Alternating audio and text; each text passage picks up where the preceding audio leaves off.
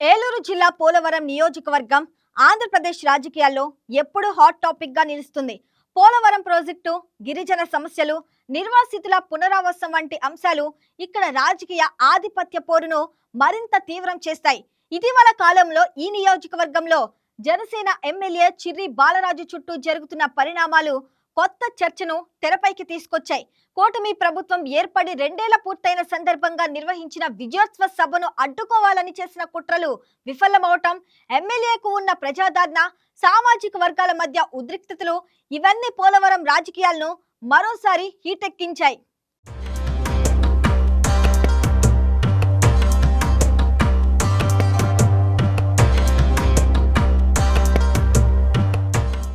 ఆంధ్రప్రదేశ్ రాజకీయాల్లో అధికార కూటమి ప్రభుత్వం 2 ఏళ్ల పాలనా వేడుకలు జరుపుకుంటున్న తరుణంలో ఏలూరు జిల్లా పోలవరం నియోజకవర్గంలో మాత్రం తెర వెనుక రాజకీయ నాటకం నడిచింది.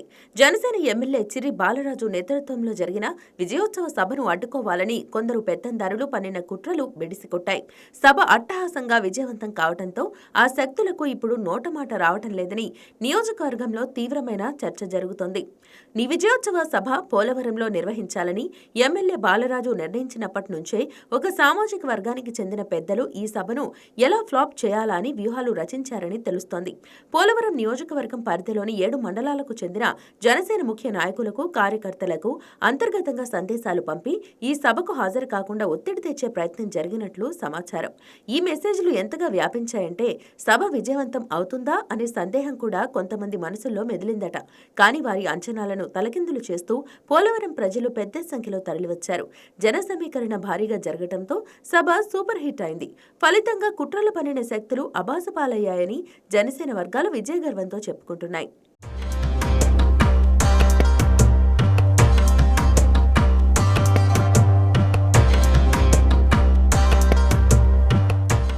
ఇది ఒక్క సభ అడ్డుకోవడానికి మాత్రమే పరిమితమైన వ్యవహారం కాదు.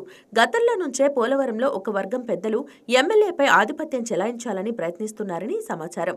ఆ వర్గానికి చెందిన నాయకులు తమకు చెప్పకుండా నియోజకవర్గంలో ఏ పని చేయకూడదని, ఏ కార్యక్రమము తీసుకోకూడదని బాలరాజుపై ఒత్తిళ్లు తెస్తున్నారని, లేదంటే తీవ్ర పరిణామాలు తప్పవని హెచ్చరికలు జారీ అయినట్లు కూడా వినిపిస్తోంది.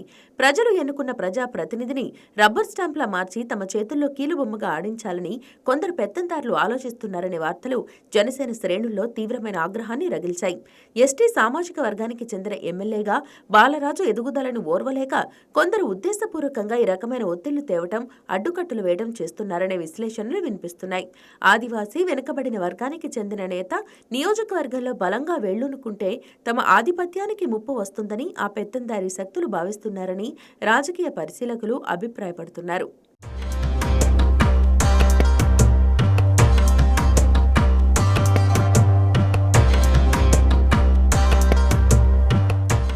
అయితే ఈ అన్ని ఒత్తిళ్లకు, కుట్రలకు లొంగిపోకుండా ఎమ్మెల్యే బాలరాజు ధైర్యంగా ముందుకు సాగారు.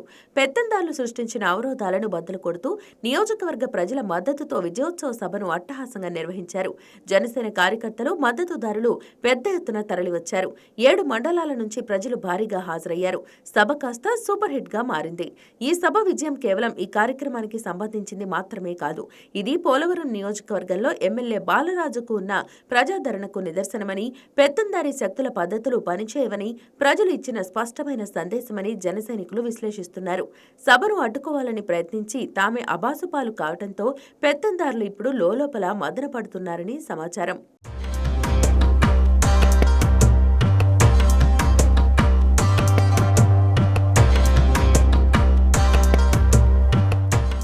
ఈ సభ విజయం తర్వాత పోలవరం జనసేన శ్రేణులు ఉత్సాహంతో ఉన్నాయి.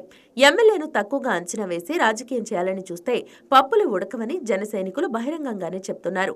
బాలరాజు ఆధ్వర్యంలో నిర్వహించిన ఈ విజయోత్సవం ఇప్పుడు నియోజకవర్గంలో కొత్త రాజకీయ చర్చకు నాంది పలికిందని అంటున్నారు.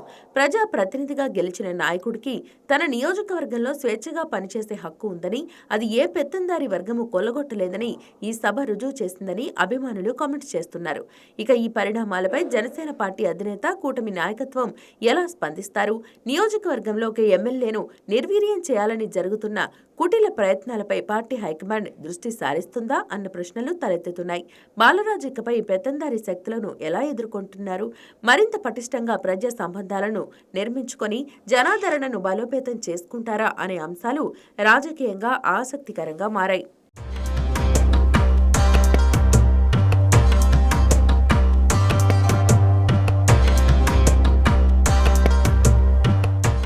పోలవరం నియోజకవర్గంలో ఆధిపత్య పోరు ఇంకా తీవ్రమయ్యే అవకాశాలు కనిపిస్తున్నాయి.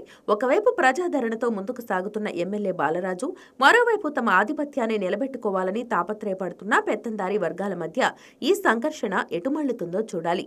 ఒక్కటి మాత్రం స్పష్టంగా కనిపిస్తోంది. పోలవరం ప్రజలు తమ ఎమ్మెల్యే వెంట ఉన్నారు. ఆ నమ్మకమే బాలరాజుకు అత్యంత పెద్ద బలమని రాజకీయ పరిశీలకులు అభిప్రాయపడుతున్నారు.